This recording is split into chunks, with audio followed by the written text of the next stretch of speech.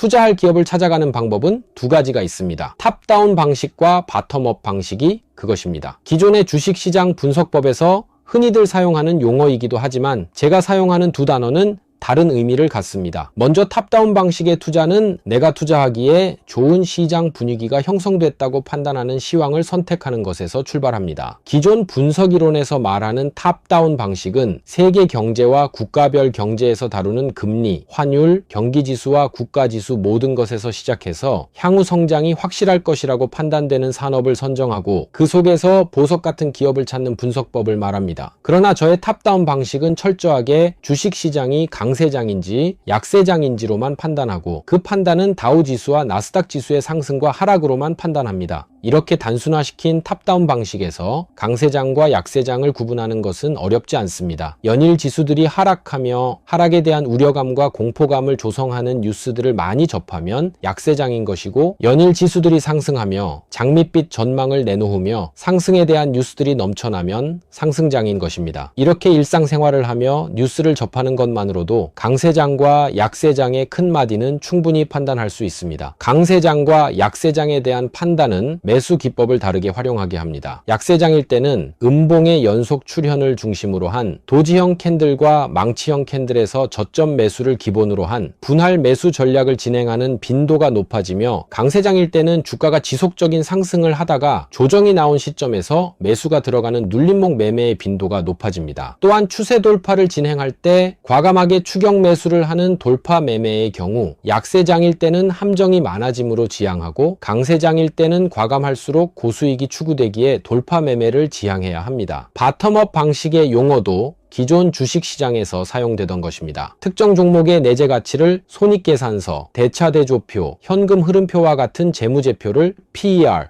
PBR, EV, EBITDA, ROE 등으로 분석하고 해당 산업을 분석하고 환율과 금리 등의 거시경제로 분석해가는 방식을 말합니다. 이 또한 저의 정의하는 바텀업 방식과는 다른 의미를 가졌습니다. 저의 바텀업 방식의 투자는 개별 기업의 분석이 아닌 투자 아이디어에서 출발합니다. 투자할 종목을 선정하는 선행 작업인 투자 아이디어는 다음의 상황에서 얻게 됩니다. 첫 번째, 우리가 일상생활을 하면서 떠오르는 투자 아이디어. 두 번째, 미시와 거시경제를 공부하면서 떠올리는 투자 아이디어. 세 번째, 언론사, 뉴스들을 통해서 떠올리는 투자 아이디어. 이렇게 세 가지 경우에서 얻은 투자 아이디어를 바탕으로 그와 연관한 기업을 찾아내는 것이 저의 바텀업 방식의 종목 선정법의 핵심이며, 이런 아이디어를 통해서만 투자할 기업을 선정합니다. 투자 아이디어를 통해서 직관적으로 투자할 기업이 선정될 수도 있지만 보통은 연관 산업으로 이어지는 경우가 더 많습니다. 그리고 연관 산업으로 이어지는 경우는 산업 내에서 투자할 기업을 다시 선정해야 하고, 여기에는 투자 아이디어의 중심 속에서 기본적 내재 가치를 중심으로 선정하게 됩니다. 이렇게 두 가지 방식으로 분할 매수와 분할 매도할 구체적인 기법이 정해지고 투자할 기업들까지 선정하게 되면 또한 두 가지 요소의 검증이 끝나야 합니다. 첫 번째는 손익계산서, 대차대조표, 현금 흐름표로 구성되는 재무 분석에 대한 나만의 기준을 통과해야 하고, 두 번째는 내가 원하는 합리적인 수익률을 달성해 주기에 최적화된 나만의 매매 기준가를 잡아야 하는 것입니다. 여기서 한 가지 주의할 점은 나만의 내재 가치와 기준가를 선정하는 법은 유동적이고도 실천적 경험에서 우러나와야 한다는 것입니다. 이러한 이유는 투자기업 선정의 근본이자 출발점이 되는 투자 아이디어의 획득에 있어서 개개인의 성향과 취향이 다르기 때문입니다. 즉, 획득되는 투자 아이디어의 질이 틀리기에 이에 적용될 내재 가치 산출법과 기준이 달라지게 된다는 것이죠. 예를 들어 대형주, 중형주, 소형주로 구분 시 선호하는 기업의 규모가 달라지고 PER, PBR 등의 기준도 보수적으로 시장 평균보다 낮게 선정하는 것을 즐기느냐,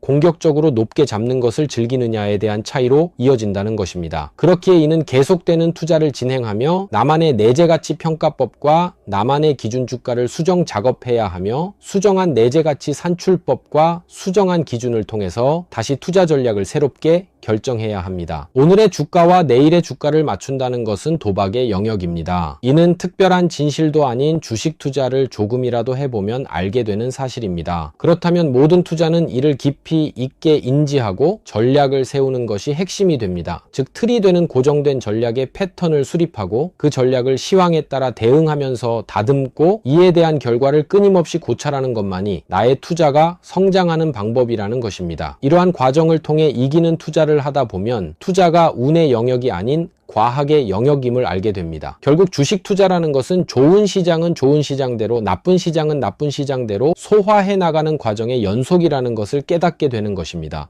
이를 달리 말하면 주식 투자의 영역이 운칠기삼의 영역이 아닌 운삼기칠의 영역이 된다는 것이며, 주식 투자 실력이 올바르게 쌓이는 것도 이런 영역에서 정도를 걸을 때 생기는 것이며, 정도를 걷는 투자는 이런 길을 걸을 때만 발생합니다. 이런 과정의 깨달음을 통한 투자가의 여정만이 진정한 투자가의 삶이라고 말할 수 있습니다. 그리고 연간 수익률로 가면 결국 실력대로 수익률이 나타나게 되어 있습니다. 자, 이번 시간엔 종목을 선정하는 방법과 나만의 투자 핵심 기준을 수립하는 법을 알려드렸습니다. 강의 내용을 소홀히 여기지 마시고 여러 번 시청하여 꼭 나의 투자에 녹이시길 바라겠습니다. 그럼 다음 강의 때 찾아뵙겠습니다. 감사합니다.